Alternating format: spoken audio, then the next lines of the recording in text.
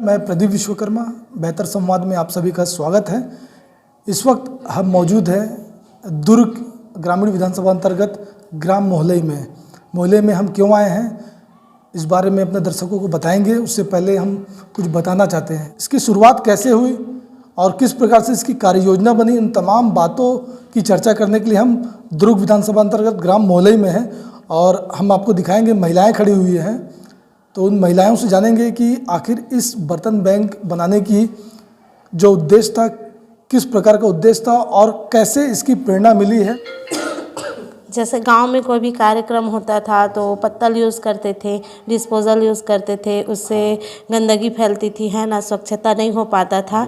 तो हम लोग स्वच्छाग्राही भी हैं, तो वो सबको देखते हुए सोचे कि ग्राम संगठन में एक मीटिंग हुआ और सभी दीदियों का कहना था कि इस पत्तल से कैसे दूर करें, इस पत्तल को करके। तो इसलिए हम लोग ने बर्तन बैंक का कार्य शुरू किया है। और भी कुछ दीदी हमारे साथ जुड़ी हुई है, हम उनसे बात करेंगे।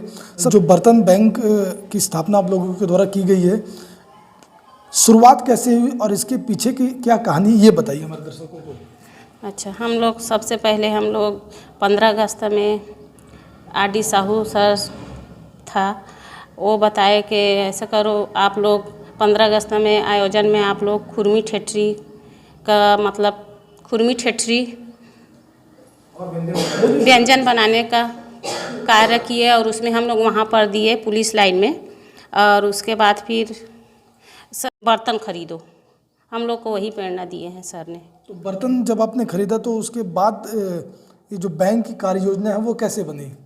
धीरे धीरे करके हम लोग 10 जने हैं सर समूह में, और सभी जने पैसा थोड़ा थोड़ा मिलाकर हम लोग बर्तन खरीदे थोड़ा थोड़ा करके। आज हम लोग के पास 350 थालियाँ हैं, 3 चूल्हा है और 400-500 गिलास हैं और चम्मच अनेक। मेरा नाम है गुड्डी यादव, ग्राम मोहलई। मेरे समूह का नाम है आदर्श स्व सहायता समूह, जिसमें मैं अध्यक्ष हूँ। दर्शकों को बस बताइए ये जो बर्तन बैंक का उद्देश्य क्या है और कैसे प्रेरणा मिली आप लोगों को कि बर्तन बैंक शुरू किया जाए। बर्तन बैंक का हम लोग शुरू करने के लिए इसलिए सोचे क्योंकि हम लोग स्वच्छाग्राही में जुड़े हुए हैं।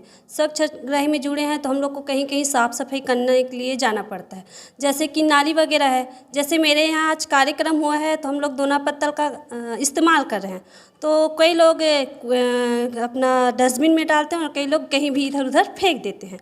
तो जैसे कि प्लास्टिक का है, प्लास्टिक तो गलता नहीं है, और रही बात नाली वगैरह साफ़ भी नहीं कर हो पाते हैं, उसी वजह से और गंदगी हो जाते हैं।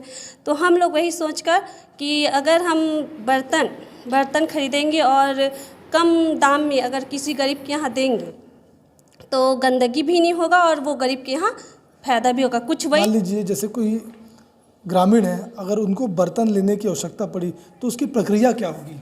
जैसे ग्रामीण है तो हम लोग उन लोगों को 1 रुपये के एक थाली, मतलब जैसे एक सेट है, एक गिलास, एक थाली, चम्मच वगैरह करके हम लोग 1 रुपये में देते हैं, और समूह वालों के लिए फ्री में भी रहता है, ऐसा है। और जो गरीब व्यक्ति हैं उनको हम लोग फ्री में दे देते हैं, और जैसे गुम भी गया तो उनका कुछ हम लोग लागत ले लेते हैं। ये जो बैंक है कितने लोगों ने कलेक्ट किया पैसा, कैसे इस बैंक की शुरुआत हुई, फिर भी ये मन में आया, यही बड़ी बात है। तो कैसे आप लोगों ने आपस में कलेक्शन किया और कैसे कितने फंड से ये बैंक प्रारंभ हुआ? हम लोग इसमें 10 सदस्य जुड़े हुए हैं सर, तो उसमें से हम लोग ना सभी लोग 2-2, 3-3 हज़ार रुपये कलेक्शन किए, उससे हम लोग ये बर्तन खरीदे हैं, ताकि कुछ बर्तन हम लोग के पास रहेंगे तो कुछ काम, उसी बर्तन से कुछ कमाई भी हो जाएगा और उसी के से अपना स्वच्छता भी का काम निकल जाएगा। कुल कितने बर्तन अभी आप लोगों के समूह में है? हमारे यहाँ वो 350 थाली है और वही 400 करीब गिलास है और चम्मच है, बहुत सारा है, और 3 चूल्हा है, कंटेनर है और कढ़ाई वगैरह, जार है।